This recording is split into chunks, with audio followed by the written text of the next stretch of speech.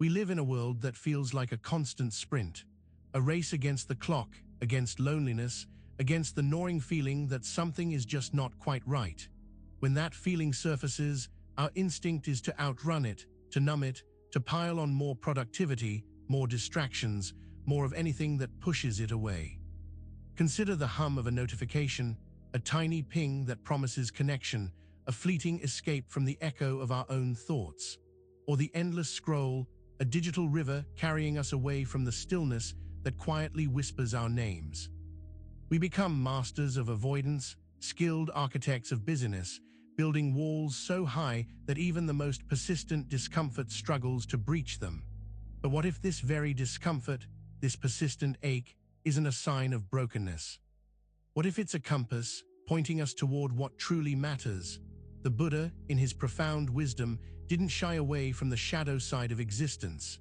He looked directly at the heart of human struggle, not with despair, but with a radical, unwavering honesty. Imagine the Buddha walking his path, encountering a woman named Kisa Gautami. Her world had shattered. Her young son, her only child, had died. Blinded by grief, she clutched his lifeless body and begged the Buddha to bring him back. The Buddha, with infinite compassion, saw not just her pain, but the universal truth it represented. He didn't offer platitudes or easy comforts. Instead, he gave her a task, a seemingly simple one. "Go," he said gently, "and bring me a handful of mustard seeds from a house where no one has ever died." Kisa Gautami, clinging to hope, ran through the village. She knocked on doors, her voice trembling with desperation. But with each house she approached, the answer was the same. In one home, a husband had died. In another, a child. Further on, a mother, a father, a grandparent. She found no house untouched by death, no family unfamiliar with loss. The very thing she wished to escape, the universal experience of suffering, was everywhere she turned. As the day wore on, Kisa Gautami's frantic quest began to shift. The crushing weight of her personal grief started to loosen, replaced by a dawning recognition.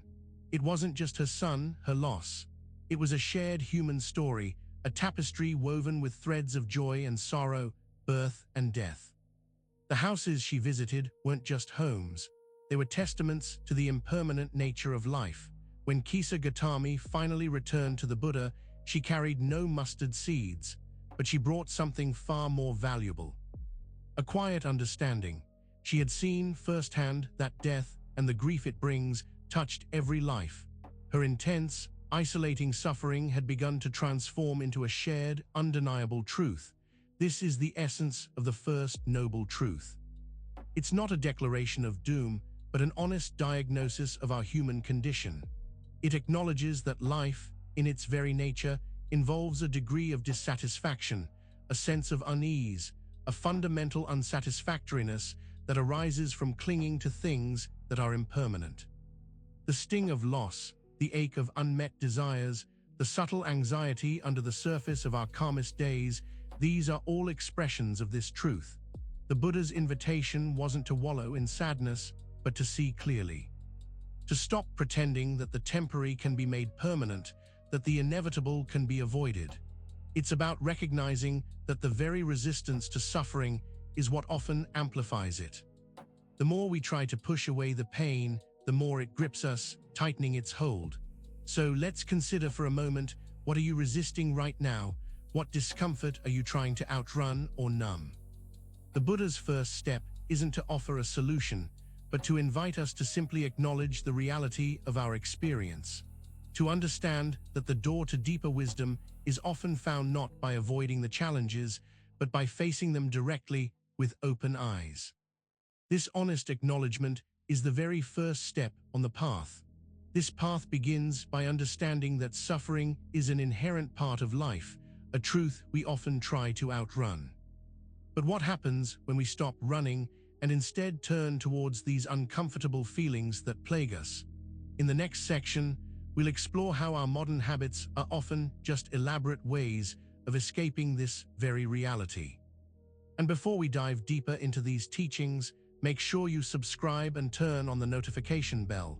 Wisdom like this is easy to miss in the noise of life, but if this video found you, it was meant to.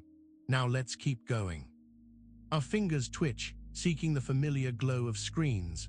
The mind races, conjuring up 1,000 tasks, 100 worries, anything to avoid the quiet emptiness that sometimes waits in the wings. We live in an age of unprecedented stimulation, a constant barrage of information, entertainment, and connection that offers a ready escape from ourselves. This isn't merely a habit, it's a sophisticated addiction. An addiction to distraction, skillfully crafted by the digital age. We scroll through endless feeds, hop from one website to another, binge-watch series until the early hours, all to avoid the whispers of our own heart. We pile on more tasks, more commitments, more noise, creating a dense fog that obscures anything potentially uncomfortable. Think about the last time you felt a pang of anxiety, a flicker of sadness, or just a sense of boredom. What was your immediate reaction? Was it to breathe into the feeling, to explore its contours?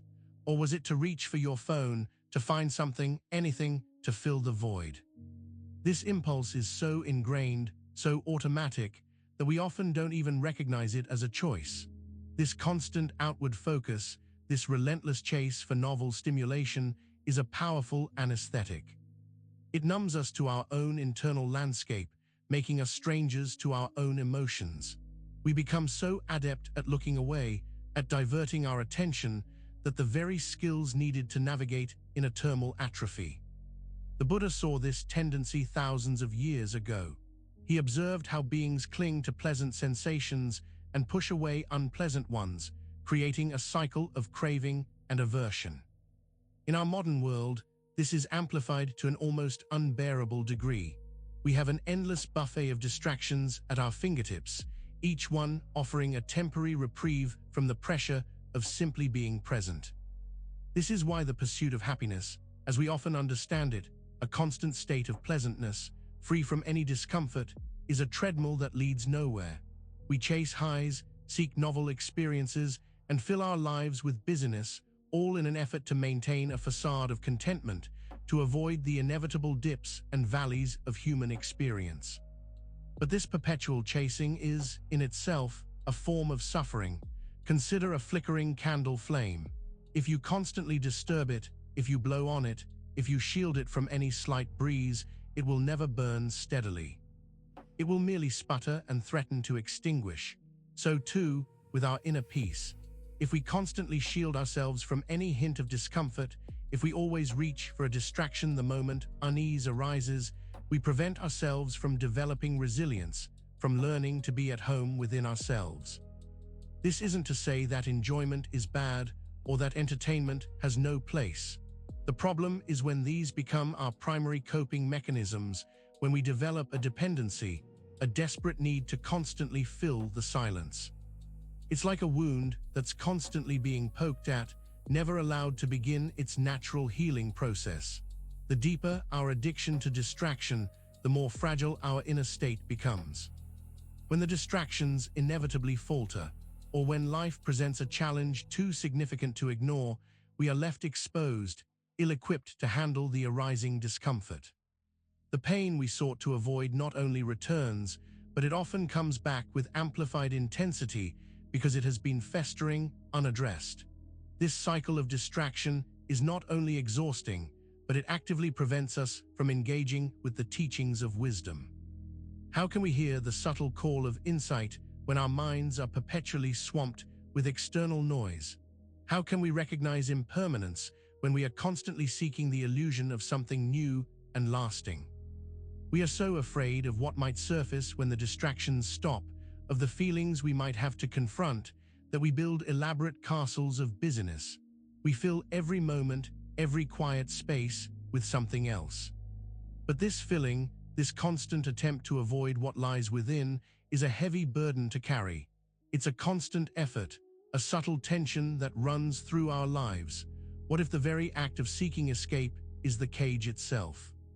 What if the key to freedom lies not in finding more things to fill our lives, but in daring to sit with what is already there? This confrontation with our internal landscape, which we so desperately try to avoid, is precisely where the path to true ease begins. And if distraction is the modern anesthetic, then what is the balm that helps us truly feel and heal? The next section will delve into the difficult but essential truth that we cannot mend what we refuse to see. We carry an invisible backpack filled with unspoken words, unacknowledged hurts, and unmet needs. Most of us walk through life believing that if we just keep that backpack sealed shut, if we just keep moving, everything will be fine. We convince ourselves that what we don't acknowledge doesn't really exist, or at least doesn't have the power to truly harm us. But this is a profound illusion. The act of hiding, of suppressing, of denying what's inside doesn't make it disappear. It merely buries it deep within the psyche, where it festers, contorts, and quietly exerts its influence.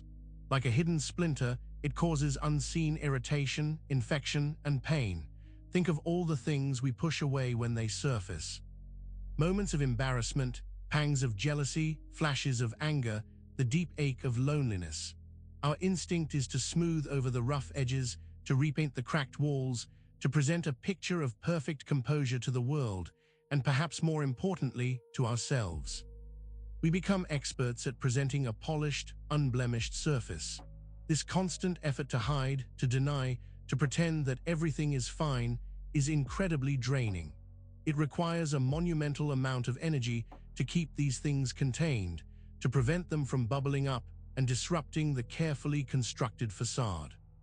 This energy could otherwise be used for growth, for connection, for experiencing joy. The Buddha taught that clinging to the idea of a permanent, unchanging self is a root cause of suffering. This includes clinging to the idea of a self that is always happy, always strong, always in control. When we hide our vulnerabilities, we are clinging to this idealized version of ourselves and pushing away the messy, imperfect, and ultimately human parts. Consider the metaphor of a festering wound. If you cover it with a bandage and pretend it's healing, the infection will only spread beneath the surface. It will cause more damage, more pain, and eventually lead to serious complications. Eventually, the wound must be opened, cleaned, and allowed to breathe before it can truly mend. Our emotional wounds are no different. When we hide our pain, our fear, our shame, we are preventing the natural healing process. These buried emotions don't just vanish. They can manifest as anxiety, depression, physical ailments, strained relationships, and a pervasive sense of unease. They are the ghosts of unaddressed experiences haunting our present moments. This is not about dwelling in misery or wallowing in negativity. It's about the radical act of acknowledging what is present within us with a gentle curiosity. It's about a courage that arises from understanding that true strength doesn't come from being invulnerable, but from being willing to be vulnerable. The teachings of detachment and impermanence don't suggest we should ignore our feelings. Rather, they suggest we should observe them without judgment, understanding their transient nature. But to observe them, we must first be willing to see them, and seeing requires us to stop hiding. Imagine a child who has fallen and scraped their knee. If the parent immediately rushes to comfort them, to clean the wound with gentle care, the child feels seen and cared for. The pain is acknowledged, and the healing begins with reassurance. But if the parent ignores the child's tears, telling them to stop crying, it's nothing, the child feels invalidated, and the pain can feel even worse. We often do this to ourselves. We invalidate our own pain, telling ourselves we're being too sensitive, too dramatic, or that we should just get over it. This internal dismissal is a form of hiding, and it creates a barrier to genuine healing. The Buddha's path is one of profound self-recognition. It's about turning the gaze inward, not with criticism, but with acceptance. To truly heal, we must have the courage to open that hidden backpack, to examine its contents, and to understand that these experiences, while painful, are part of our human journey. Only when we are willing to see what we hide can we begin the process of letting go and finding peace. And so, this willingness to see our hidden pain is a critical first step toward genuine well-being. But if we must confront discomfort, does that mean life is meant to be a constant struggle? In the next section, we will explore the profound truth that feeling good all the time is not our natural state, and the wisdom that arises from this understanding. We are bombarded with messages that tell us otherwise. Advertisements promise perpetual bliss through products, lifestyles, and experiences. Social media paints a picture of uninterrupted joy filtered to perfection. We are conditioned to believe that happiness is the default setting, and any deviation from it is a sign of failure, a personal defect. But this relentless pursuit of constant happiness is like trying to hold water in a sieve. It's an exhausting, ultimately futile endeavor. The mind, by its very nature, experiences a spectrum of emotions, from elation to despair, from peace to turmoil. To expect anything less is to misunderstand the fundamental rhythm of existence. The Buddha's teachings, particularly the concept of dukkha, acknowledge this inherent unsatisfactoriness. It's not a statement that life is only suffering, but that a certain degree of unease, of impermanence, of the potential for pain, is woven into the fabric of our being. Our attempts to eliminate this entirely are what often create more suffering. Think of the ebb and flow of the ocean tides. They are never static. There are moments of calm and moments of powerful waves. To try and prevent the tides from changing, to insist that the ocean be perpetually still, would be to deny its very nature. Our emotional lives are much the same. This constant striving for positive feelings, for an always-on state of contentment, creates an unhealthy attachment to pleasure. When pleasure arises, we cling to it, fearing its inevitable departure. And when discomfort inevitably arrives, we recoil, disgusted, believing something has gone terribly wrong. This oscillation between grasping and aversion is a primary source of dissatisfaction. Consider a gardener. They don't expect every plant to bloom simultaneously, nor every season to be a vibrant spring. They understand the cycle of growth, dormancy, and renewal. They tend to the garden with care, accepting the varying stages, knowing that even in winter, the roots are strong, preparing for future growth. We too are like a garden. There will be seasons of flourishing, times of deep peace and joy. But there will also be seasons of dormancy, times of difficulty, and periods where the emotional landscape feels barren. These periods are not a sign of failure. They are opportunities for deep nourishment, for the strengthening of our inner roots. The belief that we should always feel good is particularly damaging because it leads us to judge ourselves harshly when we don't. We think, I should be over this by now, or why can't I just be happy like everyone else? This self-criticism adds a second layer of suffering on top of whatever initial discomfort we were experiencing. Furthermore, by avoiding negative emotions, we miss out on crucial information. Sadness can signal loss that needs grieving. Anger can point to injustice that needs addressing. Fear can alert us to genuine threats that require caution. These emotions, when understood, are wise messengers. When suppressed, they become resentful inmates, rattling their chains. The Buddha didn't teach a path to perpetual euphoria. He taught a path to peace, which includes the ability to be present with all experiences, pleasant and unpleasant, without being overwhelmed. Peace isn't the absence of storms, it's the ability to remain centered while they rage. It's a radical reorientation to understand that our value as human beings is not tied to our emotional state. We are not good when we feel happy and bad when we feel sad. We are simply human, and humanity encompasses the full spectrum of feeling. Accepting this truth is liberating. It frees us from the relentless pressure to perform happiness. The wisdom here lies in understanding that discomfort is not an enemy to be vanquished, but a teacher to be learned from. Each difficult emotion, each moment of unease, holds a hidden lesson. But we can only learn these lessons if we are willing to remain present with them, rather than immediately seeking to escape into a fabricated state of perpetual good feelings. And what is this discomfort, this fundamental aspect of life that we so often try to outrun?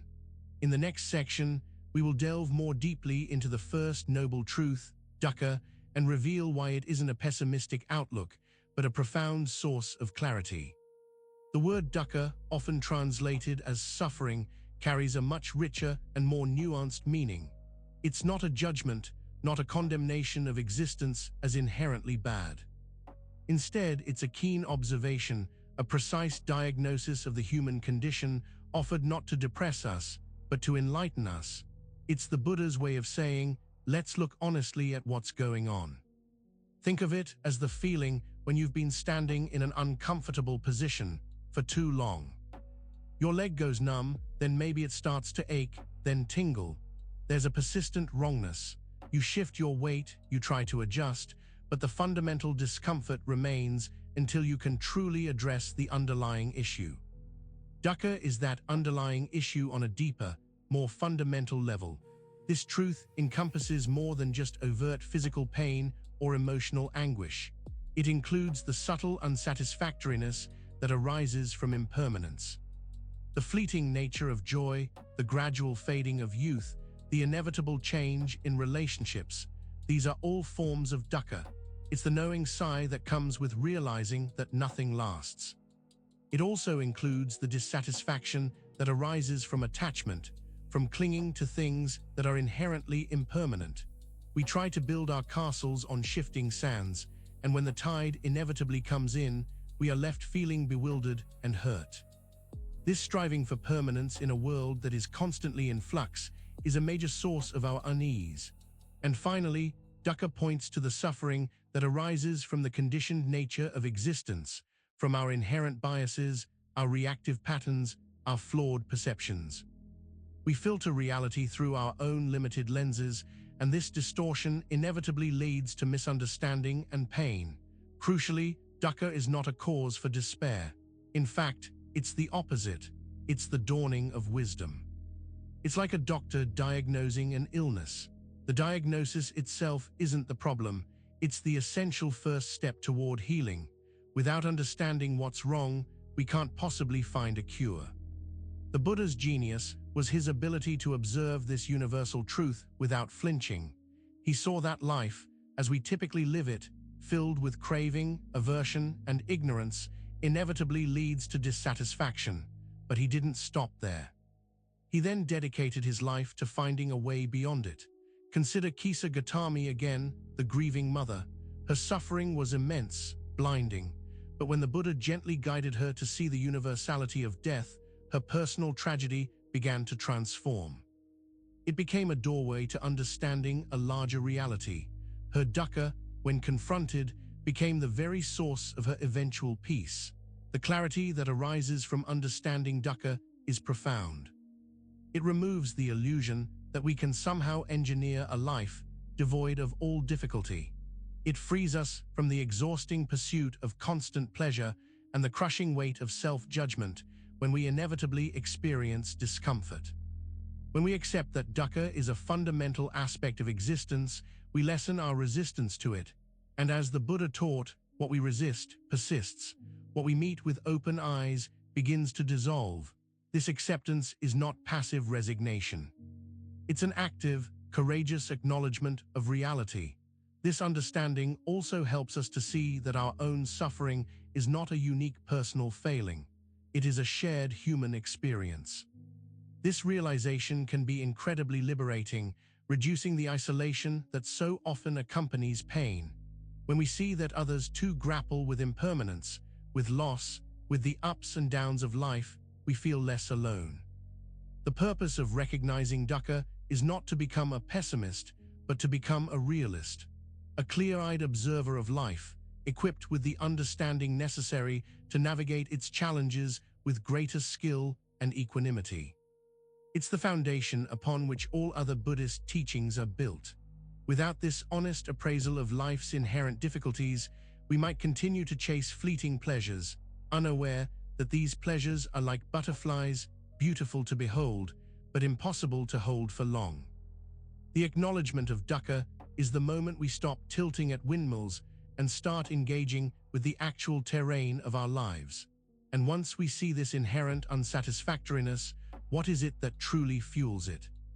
What is the underlying mechanism that keeps us caught in the cycle of unease?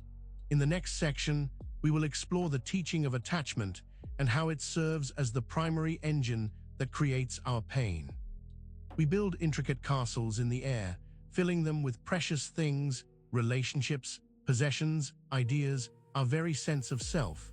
We pour our energy into constructing these structures, believing they will last, that they will bring us lasting security and happiness. Then, when the inevitable winds of change blow and our castles begin to crumble, we are utterly devastated. This is the dance of attachment. Attachment, in Buddhist terms, is not simply affection or fondness. It's a deep-seated clinging, a desperate need for things to remain as they are, or to become the way we desperately wish them to be. It's the subtle, and sometimes not so subtle, internal grip we maintain on people, experiences, and even on our own ideas and beliefs. This clinging arises from a fundamental misunderstanding, the belief in permanence. We look at the love of a partner, the joy of a moment, the comfort of a possession, and think, this is solid. This will be mine forever. But the universe operates on a different principle, that of impermanence. Everything, without exception, is in a constant state of flux. When we attach ourselves to something, we become incredibly vulnerable. We invest our emotional well-being in its continued existence and its continued state. If the person we love changes, if the job we rely on disappears, if the idea we champion is challenged, it feels like a personal catastrophe. The pain isn't just from the loss itself, but from the shattering of our attachment. Imagine holding a delicate flower. If you hold it loosely, you can admire its beauty without crushing its petals. You can enjoy its fragrance for a time, and when it eventually wilts, you can accept its passing. But if you clench your fist around that flower, determined to preserve it forever in its current state, you will inevitably crush it. Your very act of holding too tightly destroys what you cherish. This is the paradox of attachment. In our desperate attempt to hold onto happiness, to security, to loved ones, we ironically increase the likelihood and intensity of our own suffering. The more tightly we cling, the greater the potential for pain when that which we cling to inevitably changes or departs. The Buddha saw that this grasping was not merely an occasional occurrence, but a fundamental driver of human misery. It's the undercurrent that colors our experiences, creating anxiety about the future and regret about the past. We live in a state of perpetual subtle tension, afraid of loss, afraid of change, afraid of not having enough. This attachment extends even to our sense of self. We cling to the stories we tell ourselves about who we are, our successes, our failures, our identities. When these are challenged, it can feel like an attack on our very being. We defend these ideas fiercely, becoming rigid and closed off, all because of our attachment to a fixed notion of self. The teachings on impermanence, therefore, are not meant to make us cold or indifferent. They are meant to liberate us from the pain caused by our misguided clinging. By understanding that all things are impermanent, we can begin to appreciate them fully in the present moment, without the anxious burden of trying to preserve them forever. This doesn't mean we stop loving people or enjoying experiences. It means we learn to love and enjoy with open hands, acknowledging the transient nature of all things. It's about cherishing the present moment without the desperate need for it to last beyond its natural time. When we begin to loosen our grip, when we start to see that our pain is not caused by what happens, but by our reaction to it, specifically, our attachment to how we want things to be, a profound shift occurs. The world doesn't change, but our relationship to it does. The pain doesn't vanish, but its power over us begins to wane. Recognizing that attachment is the engine of our suffering is a powerful insight. But what is it that leads us to attach in the first place? What is the fuel that feeds this grasping? In the next section, we will uncover the subtle but pervasive force that drives our attachments, craving. Beyond mere desire, beyond simple wanting, lies craving. It's an insatiable hunger, a restless yearning that gnaws at the edges of our contentment. It's the constant whisper that says, if only I had this, or if only I were there, or if only this unpleasant feeling would stop. This unquenchable thirst is the direct architect of our internal turmoil. Craving, or tanha in Pali, is the second of the Buddha's Four Noble Truths, and it is intricately linked to dukkha. While dukkha describes the general unsatisfactoriness of existence, craving is identified as its root cause.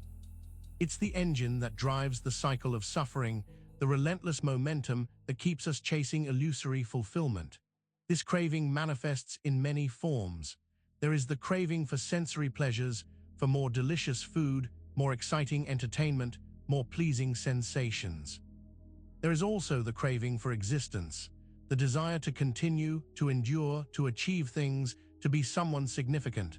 And perhaps most subtly, there is the craving for non-existence, the desperate wish to escape pain, to cease to be, to simply make things stop. When we crave, we are living in a state of not-enoughness. We are perpetually looking outside ourselves, believing that fulfillment lies in acquiring something external, something different, something more. This constant outward focus prevents us from recognizing the peace and contentment that may already be present just beneath the surface of our wanting. Think of a mirage in the desert. You see water, you feel an intense thirst, and you desperately move towards it, only to find nothing there. Your effort is spent, your hope dashed, and the thirst remains, perhaps even intensified by the failed pursuit. Craving operates much like this mirage, promising satisfaction, but always leading to disappointment. The problem isn't desire itself. Healthy desires, like wanting to nourish ourselves or connect with loved ones, are a natural part of life. Craving, however, is when desire becomes a desperate, unyielding demand. It transforms a wish into an urgent need, a preference into an unshakable requirement for happiness. This need for more, this constant dissatisfaction, is what prevents us from appreciating the present moment. Our minds are so preoccupied with what is lacking, with what we want to change or acquire, that we fail to notice the richness of what is already here. The taste of water when we're thirsty, the warmth of the sun on our skin, the quiet comfort of a familiar space. These simple joys are often overlooked in the feverish pursuit of the next big thing. The enemy of peace is not difficult circumstances. It is our own mind's relentless demand for circumstances to be different. It's the internal insistence that this is not good enough that creates the real suffering. We are not disturbed by things, the Buddha taught, but by the view we take of them. And craving powerfully shapes that view. When we crave, we enter into a state of constant resistance. We resist what is unpleasant, and we desperately cling to what is pleasant, fearing its departure. This push and pull creates an exhausting inner battle, a constant agitation that prevents the mind from settling into a state of peace. This is why the path to liberation is not about accumulating more or escaping more, but about understanding and gradually releasing the grip of craving. It's about learning to be with what arises, without the immediate impulse to change it, acquire it, or reject it. It's about learning to quench the thirst not by finding an ever-receding oasis, but by recognizing that the wellspring of peace lies within. The awareness that craving is the true enemy of peace is a powerful revelation. It shifts our focus from external circumstances to our internal landscape, revealing where the real battle is being fought. But if craving fuels our attachments, what is it that we are ultimately attached to, and why does its change cause us such profound distress? In the next section, we will confront the undeniable truth that everything we love will change. The warmth of a beloved hand, the vibrant laughter of a child, the solidity of a familiar home, the strength of one's own body, these anchors in our lives feel permanent, reliable. We build our sense of security and happiness upon them, deluding ourselves into believing they will remain unchanging forever. But this belief is the breeding ground for inevitable heartbreak. The truth is stark and unwavering. Everything you love, everything you hold dear, is subject to the relentless current of change. Seasons turn, friendships evolve, bodies age, and life itself is a fleeting experience. To love something means to love it in its impermanence, to cherish its presence without demanding its eternal status. This is the essence of impermanence, or anicca, the third of the Buddha's Four Noble Truths. It's not a concept to be understood intellectually, but a reality to be experienced deeply. It's the understanding that nothing, not even the deepest connection or the most cherished possession, is exempt from the law of change. When we grasp onto people, places, or things with the expectation of permanence, we are setting ourselves up for a fall. We invest our emotional capital in a foundation that is inherently unstable. The joy of connection becomes tainted with an underlying anxiety. Will they always be here? Will this moment last? This fear of loss adds a layer of suffering to even the happiest of times. Consider a breathtaking sunset. You are captivated by its beauty, the vibrant hues painted across the sky, but you know with certainty that it will fade. If you were to desperately cling to that moment, refusing to let it go, you would experience an intense sorrow as the light recedes.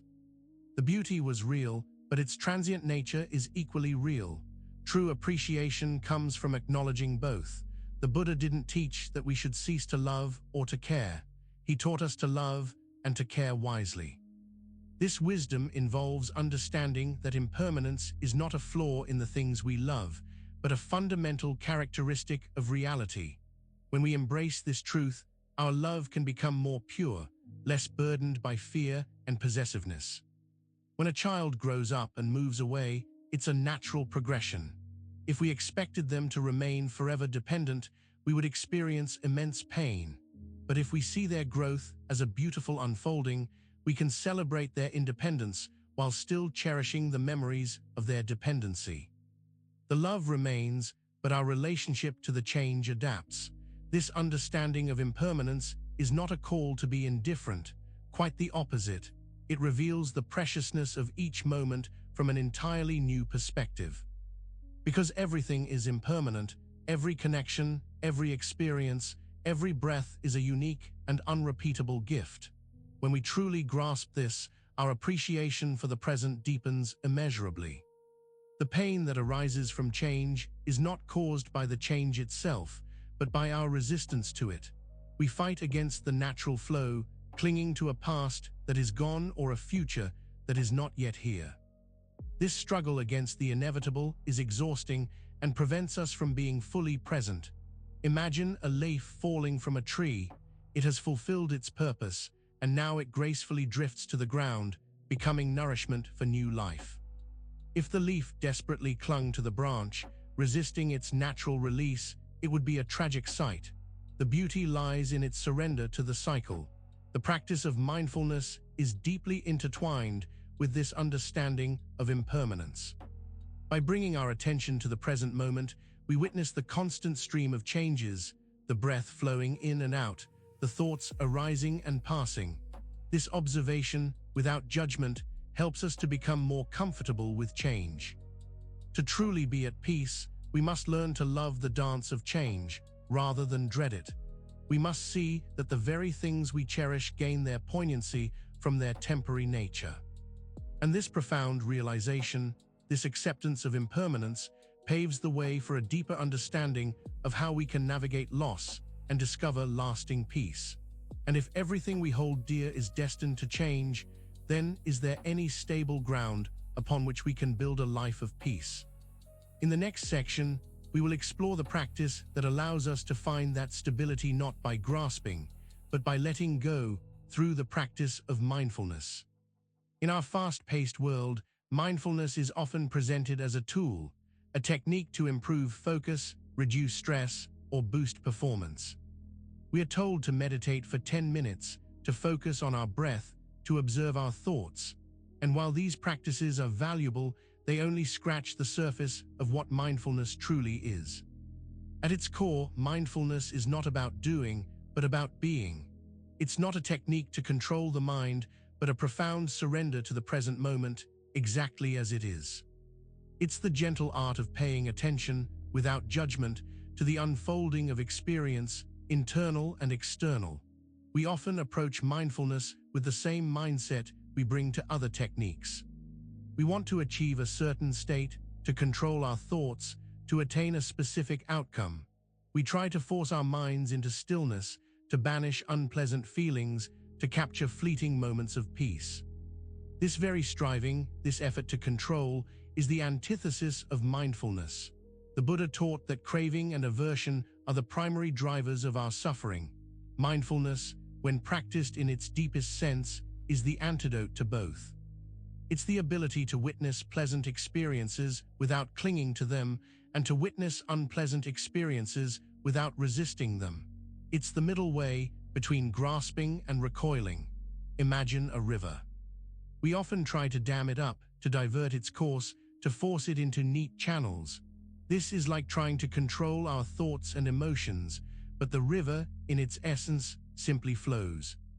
Mindfulness is learning to become like the riverbank, observing the flow without interfering, appreciating its power and its beauty as it passes. The breath is often used as an anchor in mindfulness practice, not because it is special or a magical tool, but because it is a constant, reliable marker of the present moment. It's always here, always changing, always a testament to the unfolding of life. When we focus on the breath, we are simply returning our attention to the most immediate reality. But mindfulness extends far beyond just the breath. It's about being fully present when you eat, savoring each bite. It's about truly listening when someone speaks, without formulating your response. It's about noticing the tension in your shoulders or the warmth of the sun on your skin with a simple acknowledgement. It's an expansion of awareness into all aspects of our lives. This surrender to the present moment is not passivity. It's an active engagement with reality, stripped of our usual defenses and judgments. It's a willingness to truly see what is, rather than what we wish to be. This seeing, this clear observation, is where true freedom begins to emerge. When we resist our thoughts and feelings, we give them more power. They become like a kicked ball that rebounds with more force. When we practice mindfulness, we allow them to arise and pass like clouds in the sky. We acknowledge their presence, but we don't identify with them. We see that thoughts are thoughts, and feelings are feelings, but they are not the totality of who we are. This practice cultivates a profound sense of equanimity. We learn that pleasant experiences are not to be clung to, and unpleasant experiences are not to be feared or pushed away. They are simply part of the ever-changing tapestry of existence. This balanced perspective is the very foundation of peace. The crucial insight is that mindfulness isn't something you can achieve and then keep for good. It's a practice, a continuous returning. Every moment offers a fresh opportunity to be mindful, to surrender to the present, and to witness the arising and passing of all phenomena, including our own suffering. And this willingness to witness, to observe without judgment, leads us to a vital understanding. If we can simply be present with whatever arises, what power does our struggle have over us? In the next section, we will explore how this gentle presence can unlock a strength far greater than control, the strength of acceptance. We spend so much of our lives trying to control things, are we not? We meticulously plan our days, meticulously curate our relationships, meticulously manage our environments, all in an effort to bend reality to our will. We believe that if we can just exert enough control, we can engineer a life free from pain, free from disappointment, free from uncertainty. But the truth is, the more we try to control, the more we tighten our grip on an illusion. Life, in its fundamental nature, is unpredictable, fluid, and often beyond our direct command. And it is precisely in our struggle against this inherent unpredictability that so much of our suffering arises. Acceptance, on the other hand, is not about resignation. It's not about giving up or passively letting things happen.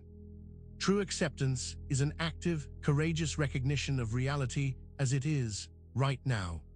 It's the wisdom of understanding what we can influence and what we cannot, and wisely directing our energy toward the former while gracefully yielding to the latter. Think of a sailor. They don't try to control the wind or the waves. That would be a foolish and exhausting endeavor. Instead, they learn to read the currents, to adjust their sails, to navigate the forces of nature with skill and adaptability. They work with the elements rather than against them.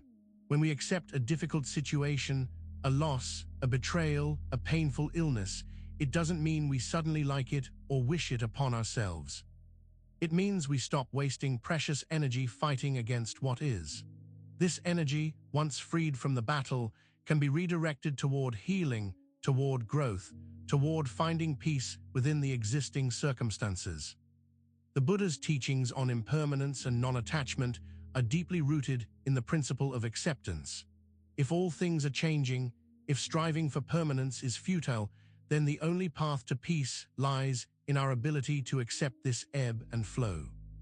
Resistance to impermanence is the very thing that perpetuates suffering. Consider the experience of grief. We often expect ourselves and are expected by others to get over it quickly. This is a form of control, an attempt to rush the natural process of mourning. True acceptance of grief involves acknowledging its presence, allowing the waves of sadness to wash over us without fighting them, knowing that they will eventually recede. This doesn't mean we become passive spectators in our own lives. Acceptance frees us to act more effectively. When we are not expending energy on futile resistance, we can approach situations with clarity and discernment. We can make skillful choices from a place of grounded reality, rather than from a place of desperate denial or forceful imposition. The mind that is constantly striving for control is a tense mind. It is always on alert, anticipating threats, trying to manipulate outcomes. The mind that practices acceptance, however, can begin to experience a deep sense of ease. It recognizes the limitations of its own power and finds freedom in yielding to what is. This is not to say that we should never strive or set goals. The point is that how we strive matters. When our efforts are rooted in a belief that we must control everything for our happiness, we are setting ourselves up for distress. When our efforts are guided by acceptance of what might unfold and a willingness to adapt, we can pursue our goals with greater resilience and a lighter heart. When we accept, we create space. We create space for healing, space for new possibilities, and space for a deeper connection with ourselves and the world around us. It is in this space of acceptance that a different kind of strength, a quiet, unshakable inner resilience, begins to blossom.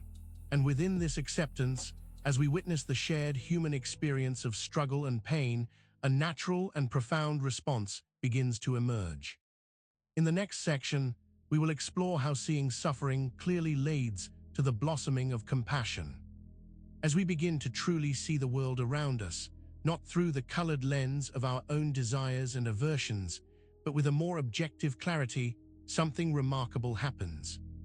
We start to notice the suffering in others, not as an abstract concept, but as a palpable presence. And from this direct observation, compassion begins to bloom, unbidden and pure.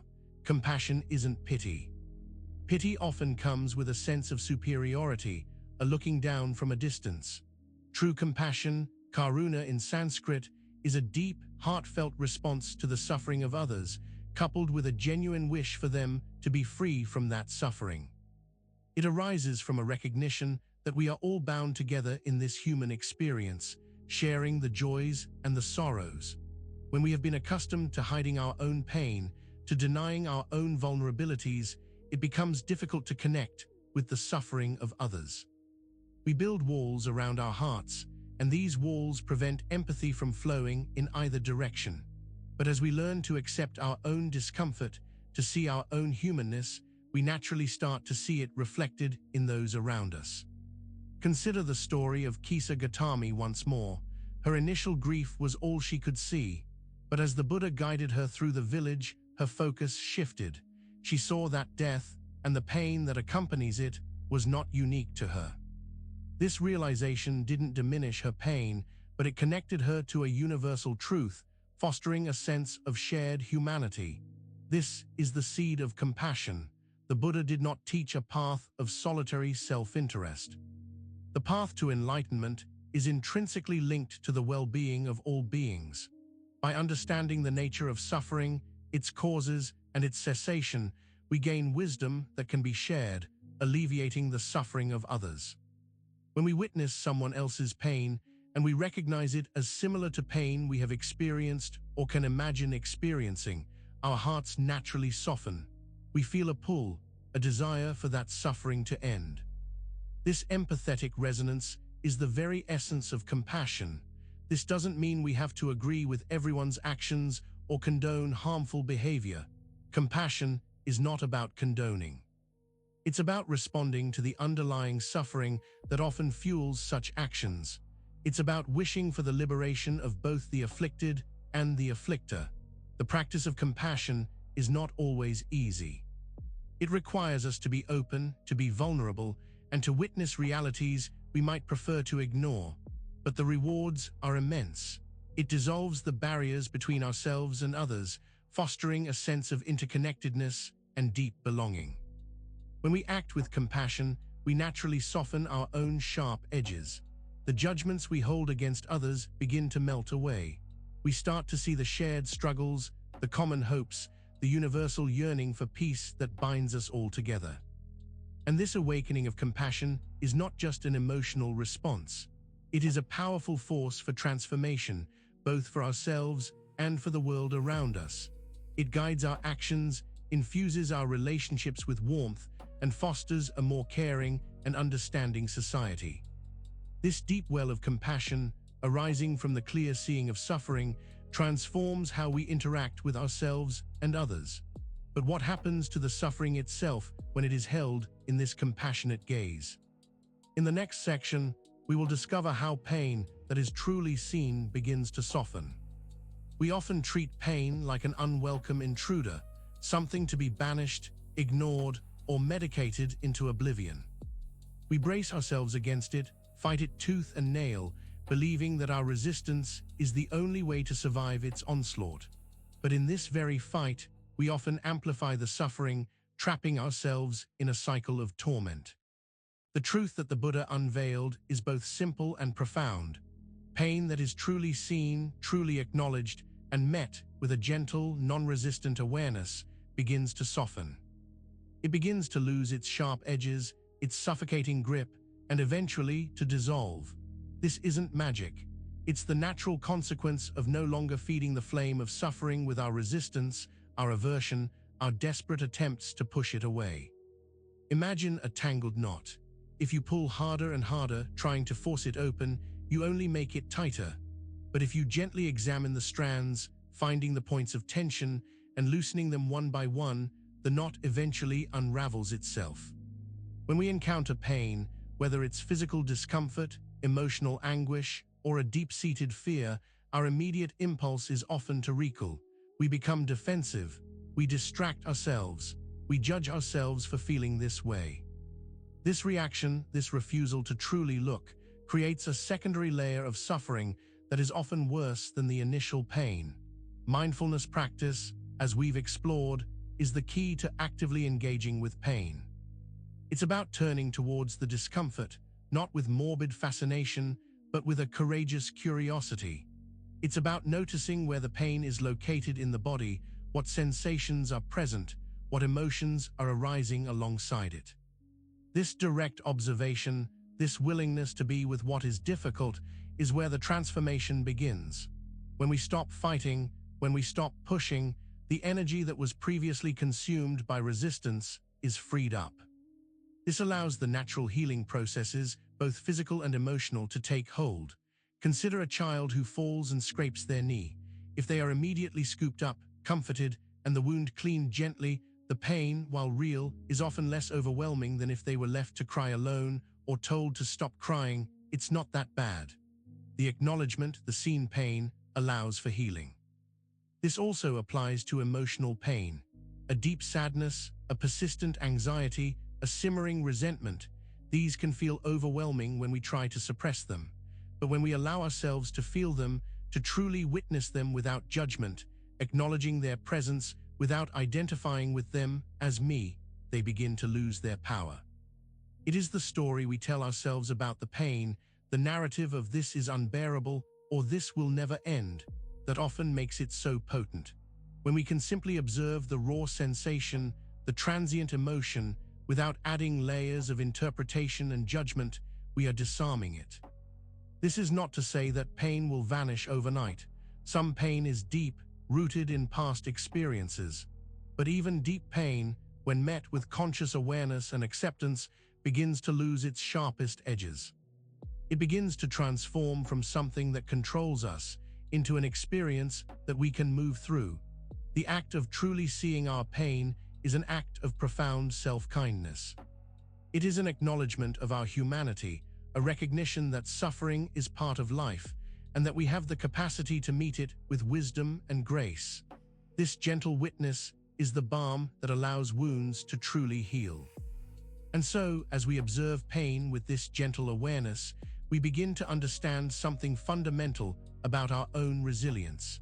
In the next section, we will explore the liberating truth that encountering suffering does not mean you are broken. It's a pervasive belief, isn't it? That if we experience significant pain, loss, or struggle, it must mean something has gone fundamentally wrong with us.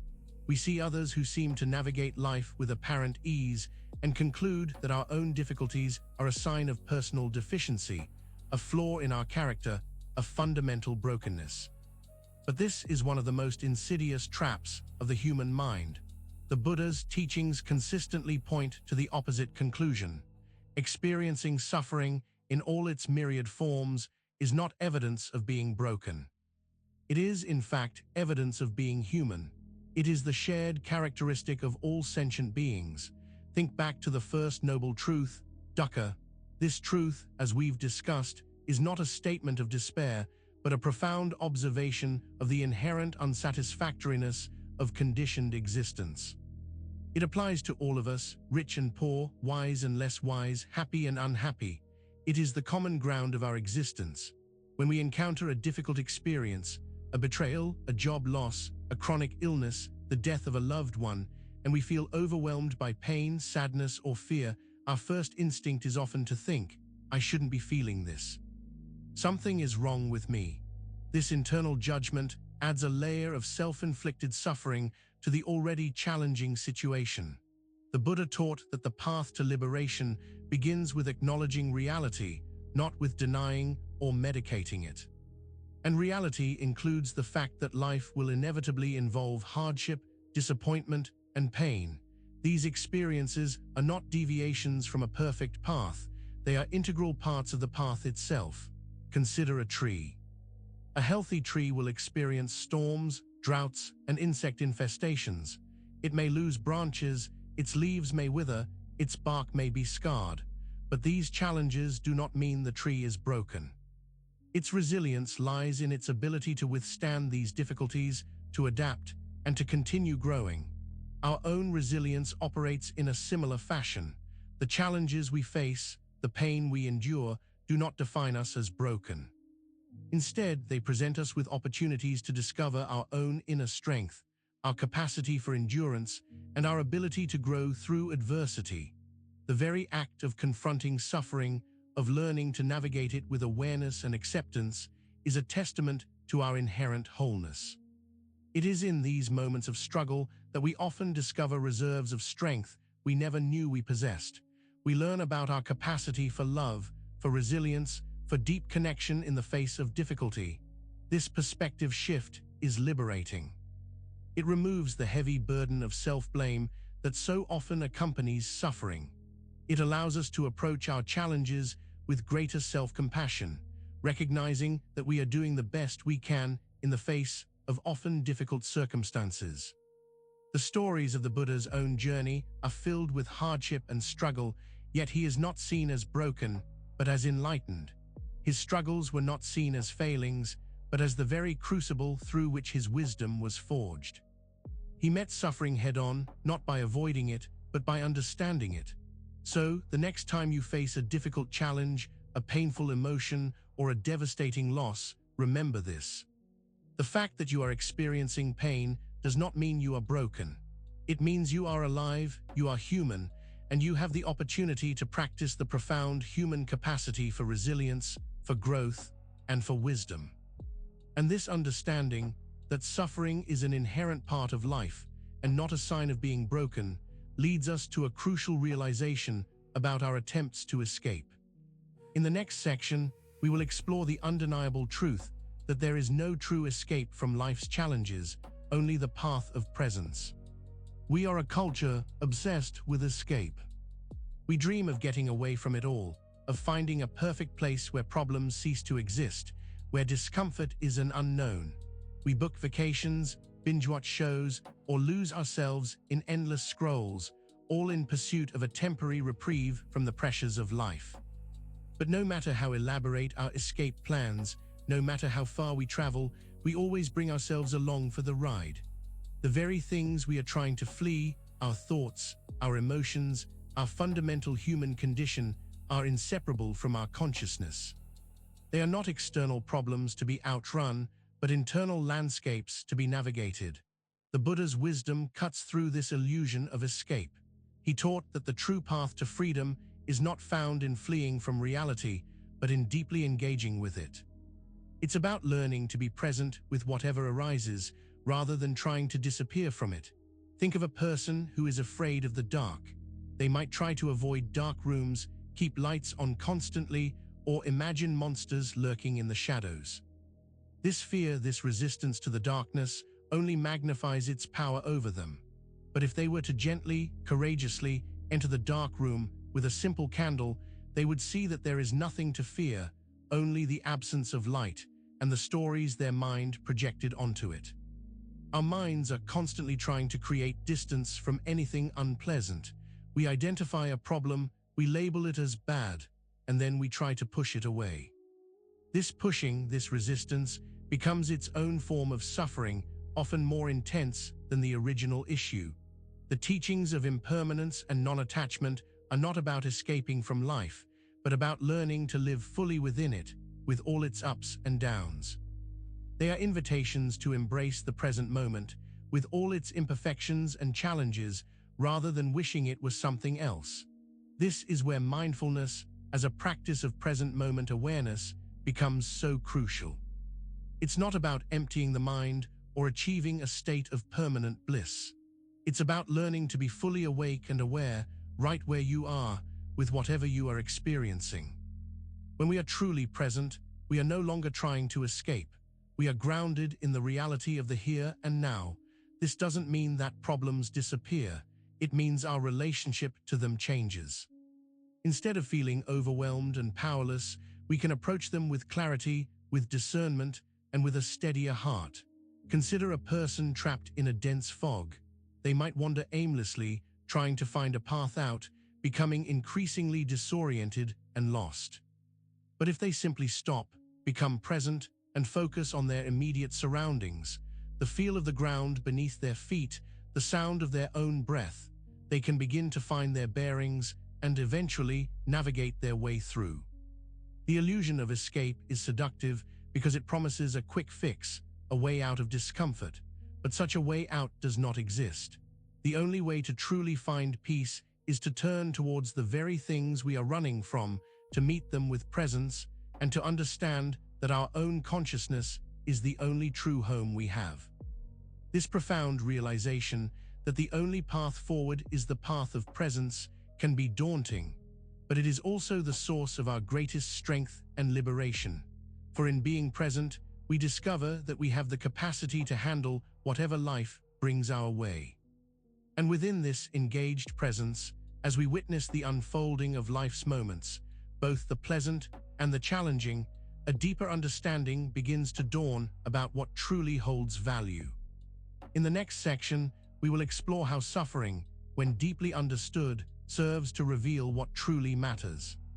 It's often in the crucible of hardship, in the throes of loss, the sting of disappointment, or the grip of fear, that the superficial layers of our lives are stripped away, revealing the core of what truly holds meaning. Suffering, in its harsh but honest way, acts like a relentless sculptor, chiseling away at the non-essential, leaving behind the bedrock of what truly matters. We spend so much of our lives chasing things that, in the grand scheme of existence, hold little lasting value. We pursue status, wealth, fleeting pleasures, and the approval of others, often mistaking them for the sources of true happiness. It's only when these things are challenged, threatened, or taken away that we begin to question their ultimate significance. Think of a time you faced a significant challenge. What was your first thought? Was it about your job title, the latest gadget you owned? Or was it about the people you loved, the moments of genuine connection, the simple, unadorned experiences that brought true comfort and joy? Suffering has a way of cutting through the noise and highlighting what is genuinely important. The Buddha's teachings emphasize that clinging to impermanent things leads to suffering. This realization, while initially painful, serves a vital purpose. It shows us that our attachments to the transient are misplaced and that our true sustenance lies elsewhere. It redirects our focus from the ephemeral to the enduring. When we experience the pain of loss, for instance, it's not merely the absence of the person or thing that hurts, but the realization of the depth of our connection and the value we placed upon them. This pain, paradoxically, validates the importance of that love, that connection. It teaches us the profound significance of what was present. This is why, after overcoming significant challenges, people often report a renewed sense of purpose and a deeper appreciation for life.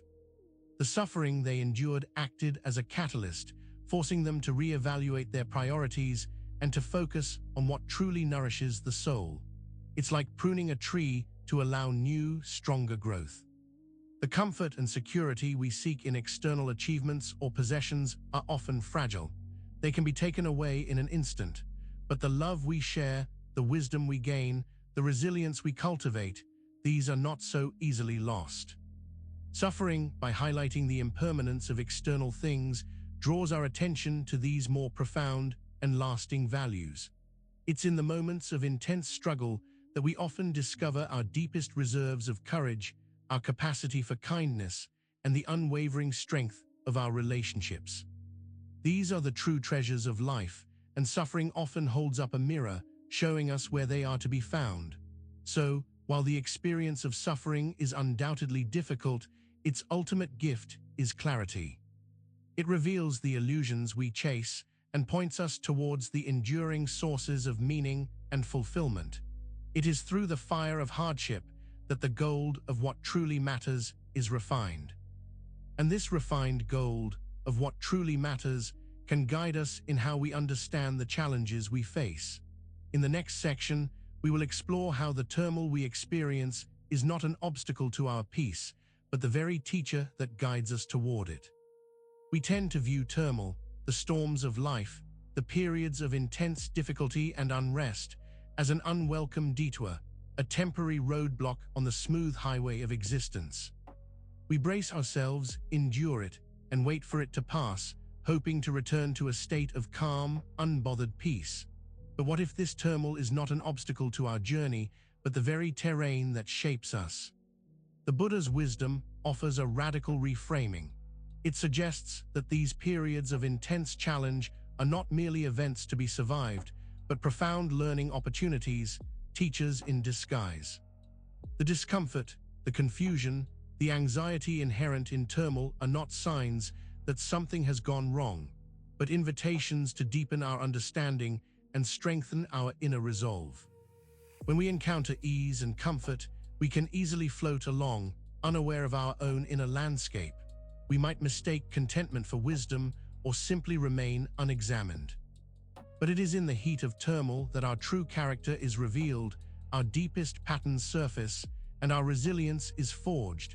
Think of a blacksmith working with metal. They don't gently coax the metal into shape. They subject it to intense heat and forceful hammering. It is through this fiery ordeal and rigorous shaping that the metal becomes strong, durable, and capable of fulfilling its purpose. Our inner lives are similarly shaped through the often intense process of turmoil. The challenges we face can reveal our blind spots, expose our unskillful habits, and question our deeply held beliefs. While this can be uncomfortable, it is also where growth happens. If we resist this process, if we simply try to wait for the storm to pass without learning from it, we miss a crucial opportunity for transformation. For example, a period of intense relationship conflict might teach us about our communication patterns, our unmet needs, or our tendency to react defensively. An unexpected job loss might reveal our dependencies, our latent skills, or our capacity for reinvention. These painful lessons are invaluable guides on the path to greater wisdom and inner freedom. The key is to shift our perspective from seeing turmoil as an enemy to be conquered to seeing it as a teacher to be learned from. This shift requires courage and a willingness to be present with discomfort rather than immediately seeking to escape it. It means asking, "What is this situation teaching me?" rather than, "When will this be over?" When we engage with turmoil in this way, its power over us diminishes. We learn that we have the capacity to weather the storm, not by controlling the external forces, but by cultivating inner stability and wisdom. We discover a resilience that is not dependent on the absence of challenges, but on our ability to meet them with clarity and equanimity. This perspective does not deny the pain or suffering that turmoil can bring. It simply suggests that within that pain lies a powerful lesson, a unique opportunity for growth. It teaches us that our capacity for peace is not contingent on a life free from difficulties, but on our ability to find that peace amidst the challenges. So the next time you find yourself in the midst of a storm, remember that this is not merely an inconvenience, but a potential classroom. It is a moment of potent learning, a chance to deepen your understanding of yourself and the world, and to emerge stronger, wiser, and more fully alive. And as we learn to navigate the storms, we begin to cultivate a different way of seeing, a clarity that arises not from eliminating problems, but from a quiet, observing mind. In the next section, we will explore how a still mind is one that can truly see.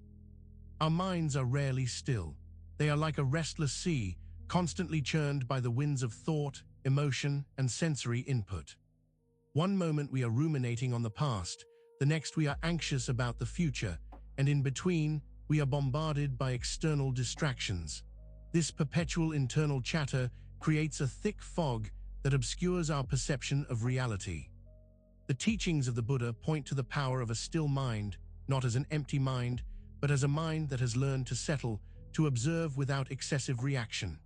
It is in this state of quietude, when the mental waves subside, that clarity begins to emerge, allowing us to see things as they truly are, free from the distortions of our own busy thinking.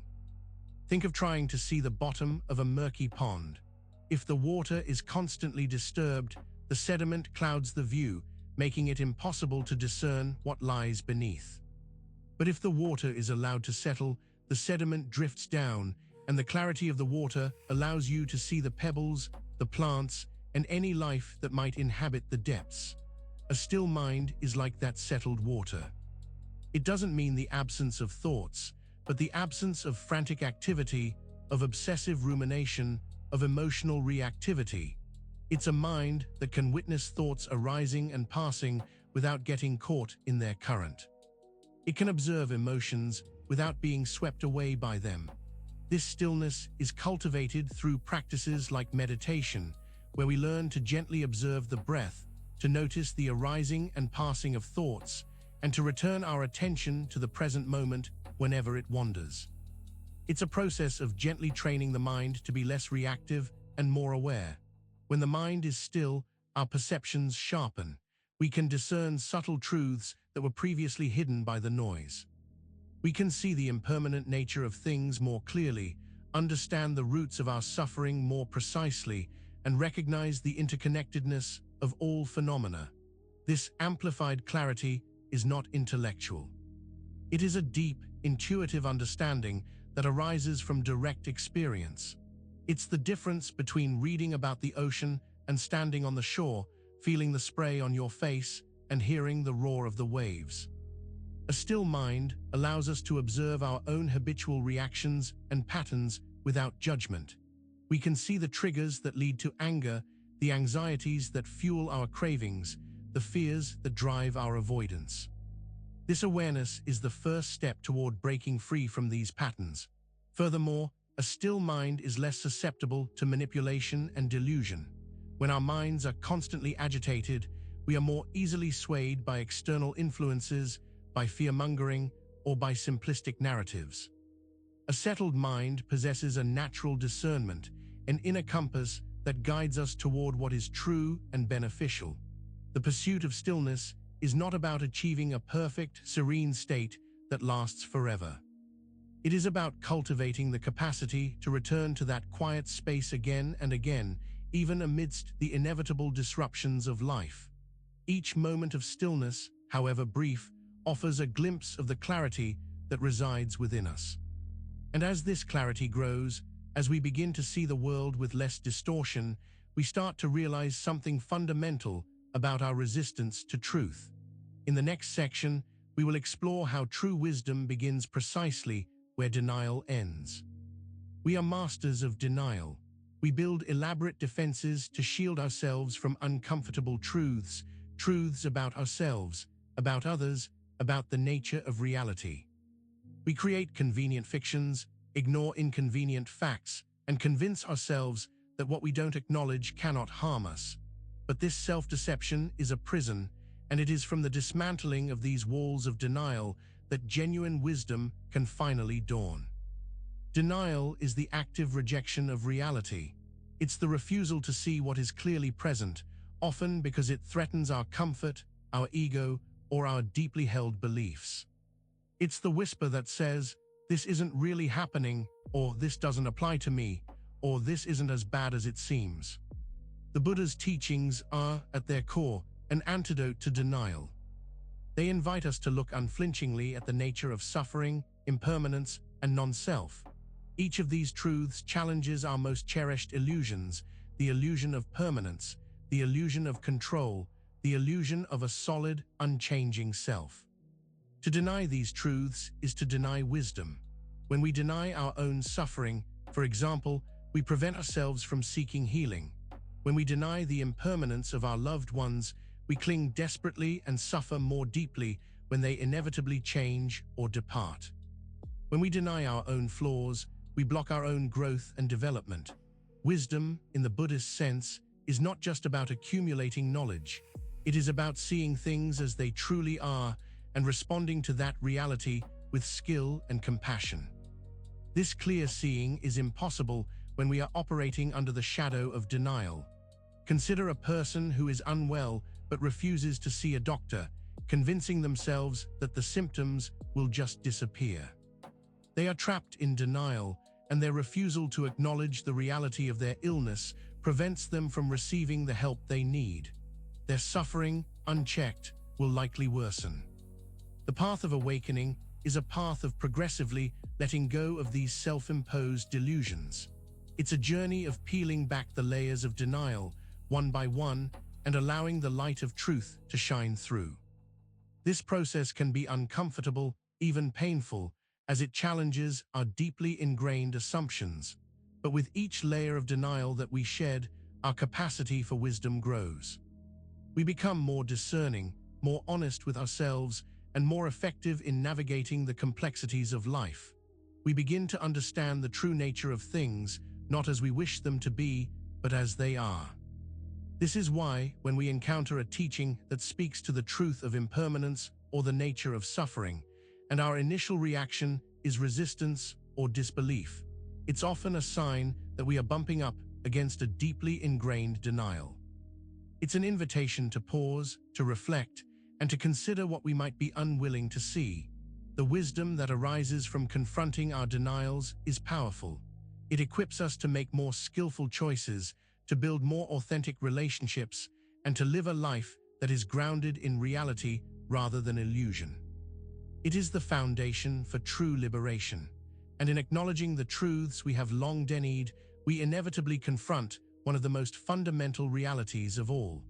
In the next section, we will explore the inescapable truth of our own mortality.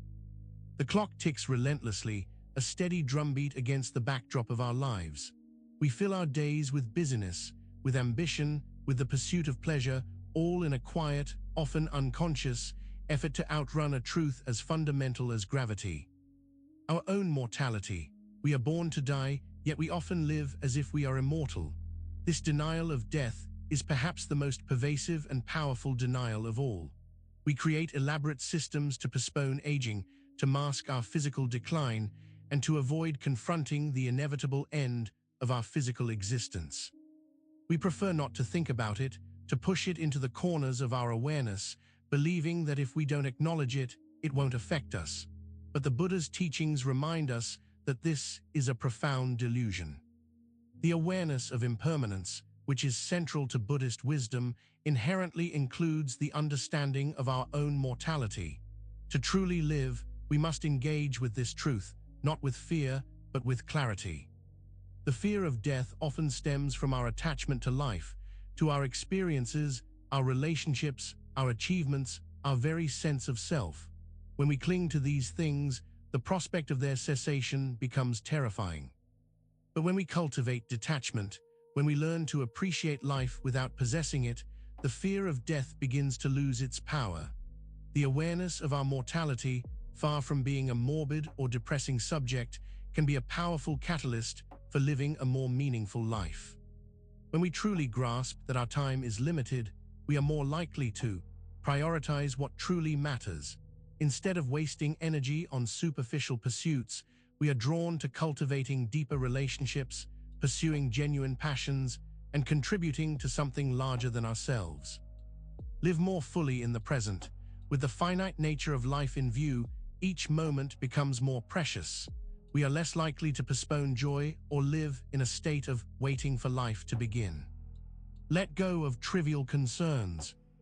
The anxieties about social approval, petty grievances, and material possessions often shrink in significance when viewed against the backdrop of our finite existence. Cultivate compassion and understanding. Recognizing our shared human condition, including our shared mortality, can foster a deeper sense of empathy and connection with others. The Buddha himself faced the reality of impermanence and mortality and used it as the impetus for seeking enlightenment. His own teachings are infused with the understanding that life is fleeting and that this very impermanence is what makes our current existence so precious. This is not about living in constant fear of death, but about using the awareness of it to inform and enrich our present lives. It's about living with a profound appreciation for the gift of life, knowing that it is temporary.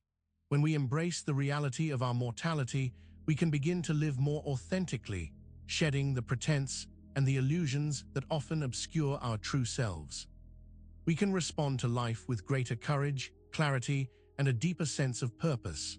The knowledge that our time is limited is not a curse, but a profound gift. It is the ultimate invitation to live fully, to love deeply, and to leave behind a legacy of kindness and wisdom. For in accepting the end, we learn to truly begin. And in accepting the inevitable transitions of life, including our own eventual passing, we begin to understand the paradoxical nature of emotional release. In the next section, we will explore how the very act of experiencing loss can open the heart. We often see loss as an ending, a cessation, a void where something precious once resided. Our instinct is to shield ourselves from it, to avoid the pain it brings, to retreat into a shell of self-protection. We believe that to lose something is to become diminished, to be permanently scarred. But the timeless wisdom of the Buddha offers a profound and often counterintuitive perspective. The heart opens through loss. Loss in its many forms, the departure of loved ones, the end of relationships, the aging of our bodies, the fading of opportunities, strikes at the very core of our attachments. It is here, in the shattering of our clinging, that the real work of transformation begins. It is through the raw experience of loss that the heart, guarded by denial and the fear of suffering, can begin to soften and expand. When we suffer a loss, the initial shock and pain can feel overwhelming. We grieve, we question, we may feel anger, emptiness, and despair. This raw emotional experience is a natural and necessary part of the process. It is the heart expressing its deep bond with what has been lost. However, when we allow ourselves to fully feel this grief, to move through it without excessive resistance, something remarkable begins to unfold. The very pain that isolates us can, paradoxically, connect us to a deeper sense of shared humanity. We realize that the capacity for love, which makes loss so painful, is also what makes life meaningful. think of a seed. For a new plant to grow, the seed must first be broken, its shell cracked open. This breaking is essential for life to emerge. Similarly, loss can crack open our hardened hearts, allowing new growth, new understanding, and a deeper capacity for love to emerge. The Buddha taught that attachment is a primary cause of suffering. When we lose someone or something we are attached to, the pain arises not just from the absence, but from the frustration of our grasping. Yet it is through this very frustration that we can begin to learn the lessons of non-attachment. This doesn't mean that loss becomes painless. The pain transforms. It becomes less about the suffering of absence and more about the profound appreciation for what was. The memory of love, rather than becoming a source of torment, can become a gentle reminder of our capacity for deep connection. Furthermore, the experience of loss can cultivate a profound sense of empathy. Having walked through the valley of sorrow ourselves, we are better equipped to understand and support others who are experiencing their own losses. Our own pain becomes a bridge to greater compassion. The heart that has not known loss can be hard, closed off, and limited in its capacity for love. But the heart that has experienced loss and has learned to move through it with awareness and acceptance becomes more tender, more compassionate, and ultimately more capable of profound love. This is not an endorsement of seeking out loss, but an understanding that when loss inevitably comes, as it does for all beings, it holds within it the seeds of deeper emotional maturity and a more expansive heart. It teaches us the preciousness of what we have and the enduring power of love that transcends even separation. And in learning to navigate these profound experiences of loss and the opening of the heart, we begin to understand that the path forward is not always about seeking external solutions, but about embracing the present moment. In the next section, we will explore the direct and potent truth that the way out is, in fact, the way through. We are naturally inclined to seek an escape. When faced with difficulty, pain, or unpleasant circumstances, our immediate impulse is to find a way out of the situation. We yearn for a magical portal that will transport us to a place of comfort, ease, and freedom from whatever is causing us distress. We believe that liberation lies in avoidance, in overcoming, in getting beyond the problem. But the profound wisdom of the Buddha teaches us a radical and often counterintuitive truth. The way out is the way through. True freedom, lasting peace, and genuine resolution are not found by fleeing from our challenges, but by facing them directly, by immersing ourselves in them, and by understanding them from the inside. Imagine being caught in a strong current in a river. If you struggle against it, thrashing and trying to swim against the flow, you expend immense energy and become more exhausted and disoriented. But if you relax, allow the current to carry you, and learn to navigate with its flow, you can eventually find your way to the shore. This principle applies to all aspects of life. When we are caught in the turmoil of difficult emotions, battling against anxiety or sadness, we are essentially swimming against the current of our own experience. Our resistance only amplifies the suffering. By contrast, when we choose to go through our difficulties, to meet them with presence and awareness, we begin to find a different kind of power. We learn that the very things we fear most, our pain, our confusion, our perceived weaknesses, can become the gateway to our greatest strengths. This is not about passively resigning yourself to hardship. Far from it. Going through means engaging actively, but with wisdom and clarity, rather than with brute force or desperate avoidance. It means observing the situation, understanding its dynamics, and responding skillfully rather than reactively. When we try to find a way out, we often bypass opportunities for growth and learning. We miss the valuable lessons that arise from confronting challenges. We remain intellectually detached but emotionally undeveloped. By choosing to go through, we allow ourselves to be transformed by the experience. We develop resilience, we gain deeper self-understanding, and we cultivate a profound sense of inner fortitude that is not dependent on the absence of problems. Consider the process of healing from a wound. You cannot simply wish the wound away. You must clean it, dress it, and allow your body's natural healing processes to work through the injury. The healing happens by confronting the wound, not by ignoring it. The path of spiritual awakening is much the same. The obstacles we encounter are not merely external problems to be solved, but internal invitations to deepen our practice, to expand our awareness, and to refine our understanding. Each challenge is an opportunity to move through layers of delusion and to arrive at a more profound truth. Therefore, when you find yourself facing a difficulty, resist the urge to simply find a way out. Instead, ask yourself, how can I go through this? What can I learn from this? How can I meet this experience with presence and wisdom? This shift in perspective can transform overwhelming challenges into profound opportunities for growth and liberation. And in embracing this path of going through, we discover that the very ground of our experience, even in its difficulty, holds a unique and sacred quality. In the next section, we will explore the paradox of the present moment, that it is both painful and sacred. We often chase the present moment, believing it to be the only true reality, the only place where happiness can be found. We strive to be here now, to escape the burdens of the past and the anxieties of the future.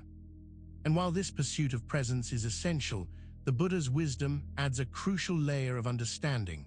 The present moment, in its raw, unadorned reality, is often both painful and sacred. This is a paradox that can be difficult to grasp. We tend to associate the sacred with the pleasant, the beautiful, the sublime.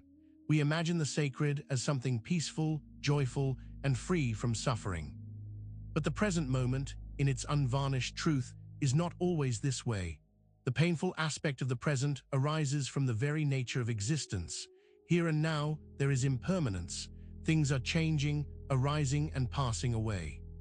Here and now, there is dukkha, the subtle unsatisfactoriness that comes from clinging to what is fleeting. Here and now, there is the potential for loss, for discomfort, for struggle. If we are truly present, we cannot ignore these realities. We cannot pretend that the pain we feel or the pain we witness in the world does not exist. To be fully present means to meet these difficult aspects of life with open eyes, not to shy away from them.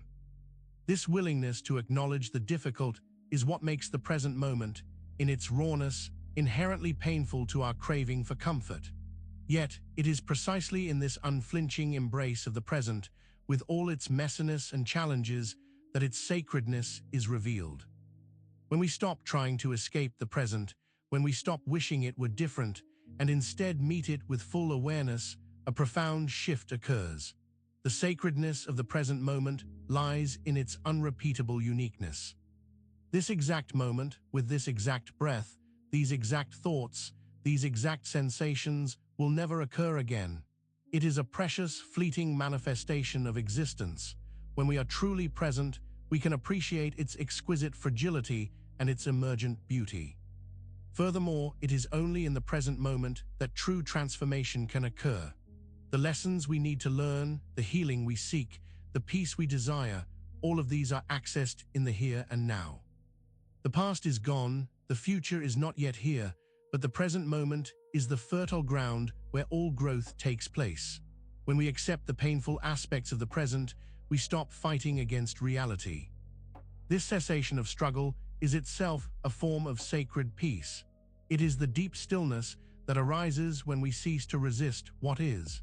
So, being present doesn't mean achieving a state of perpetual bliss. It means being willing to experience the fullness of life, including its shadows as well as its light. It means recognizing that even in the midst of struggle, there is a profundity, a vitality, a sacredness that is always available. The present moment, therefore, is not a goal to be achieved, but a reality to be met. It is in meeting it fully, with all its pain and all its potential for sacredness, that we find true liberation. And this courageous embrace of the present, with all its inherent difficulties and beauties, leads us to a powerful realization about our own power. In the next section, we will discover what happens when we stop fighting and finally allow ourselves to be free. We are by nature fighters. We fight against discomfort, against what we perceive as wrong, against the very nature of reality when it doesn't align with our desires. We engage in endless internal battles against our thoughts, our emotions, our perceived flaws, and the circumstances of our lives. We believe that by fighting, by struggling, by conquering, we will achieve freedom and happiness. But the Buddha's path reveals a profound paradox. True freedom is not won through struggle, but is discovered when the fighting ceases. When we stop resisting, when we stop pushing against the currents of life, and instead allow ourselves to be carried by them with awareness, we unlock a profound and unshakable peace.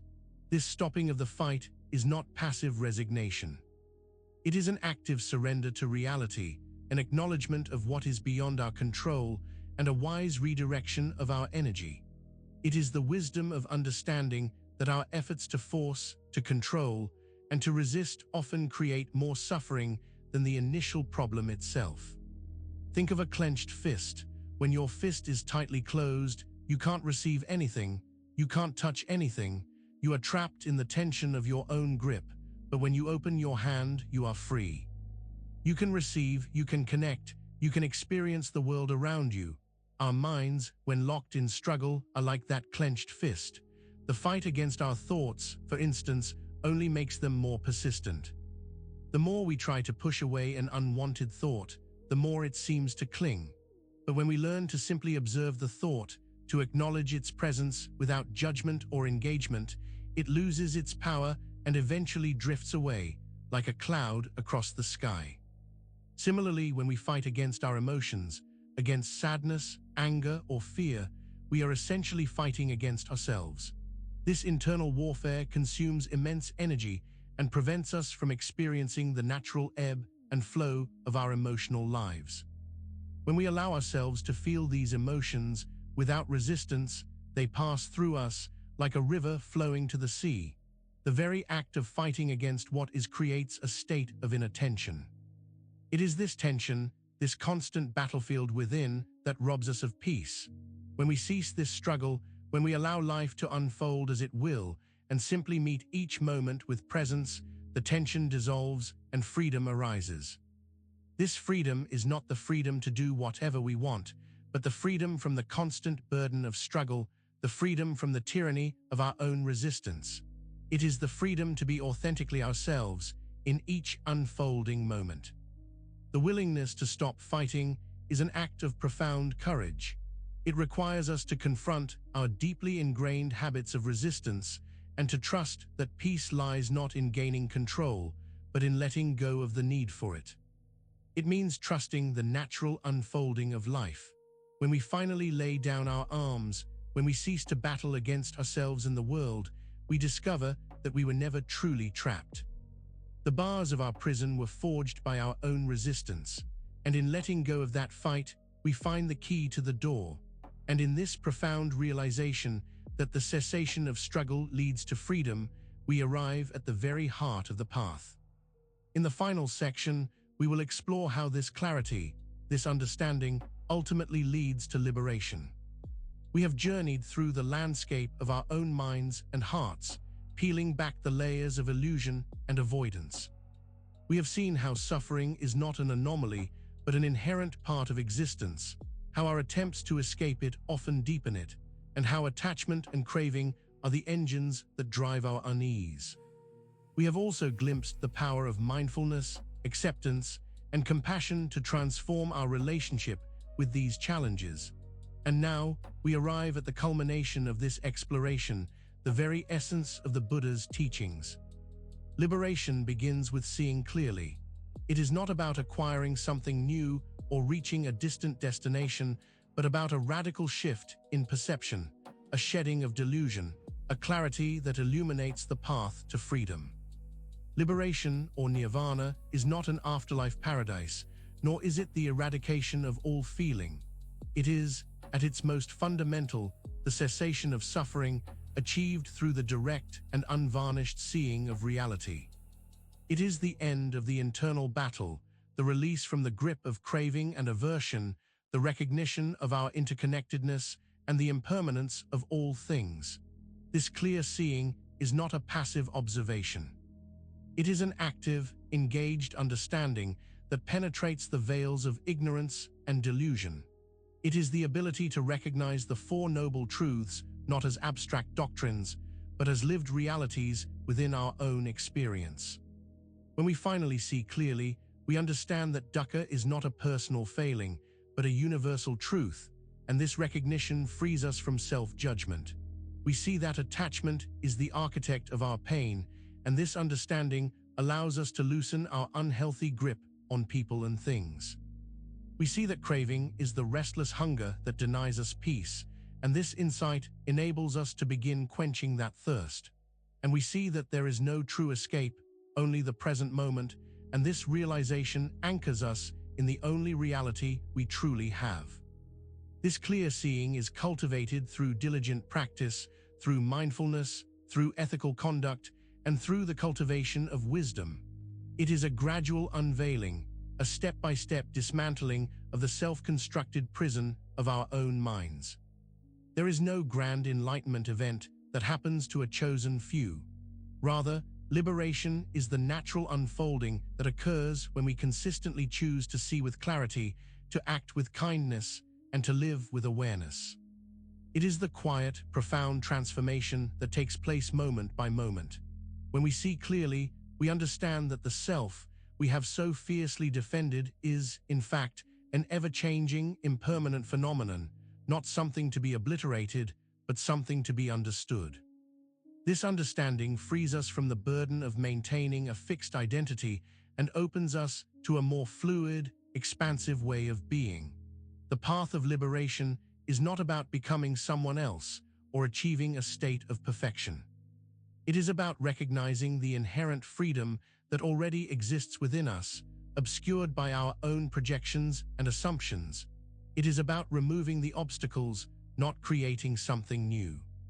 And so the journey itself, the continuous effort to see more clearly, to understand more deeply, and to love more fully, is the essence of liberation. It is in the living of these truths, in the everyday moments of presence and awareness, that freedom is found. The path is not the destination, but the way we walk. Make sure to subscribe for more Buddhist wisdom and hit that notification bell so you never miss the next teaching. Until then, stay present, stay peaceful, and we'll see you in the next one.